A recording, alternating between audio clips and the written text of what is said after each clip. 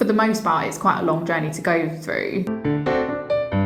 Hi, I'm Jasmine. I'm a fertility midwife here at Bourne Hall.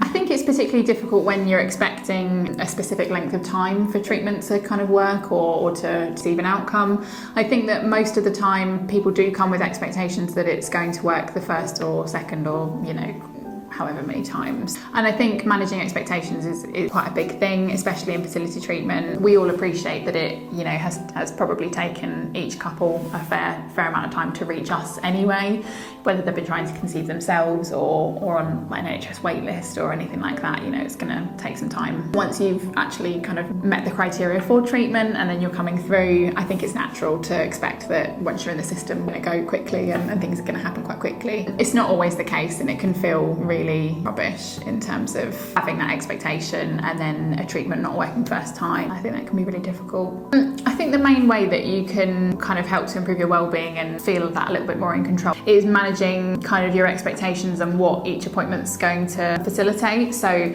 for example, when you're actually booked for treatment, most of the time, depending on the treatment that you'll have, but most of the time you'll get given like a calendar, and it's like a day-by-day calendar. And I think it's a really good guide to go off of to kind of understand, right, my next appointment is on this day, this is going to be what's happening. Because we know that throughout the whole process, things can change, drug dosages can change, what the scan shows can be different to what your kind of expectation is, lots of different things. So I personally would kind of advise getting yourself to each new appointment rather than kind of feeling overwhelmed by the whole process, because it is, for the most part, it's quite a long journey to go through. If you imagine from the first day of your period, if you're starting treatment there and then finishing, when your pregnancy test are carried out or a scan day or things like that, that can be such a long process. And to try and understand every single step of the way before it's even begun, I think can just be so overwhelming.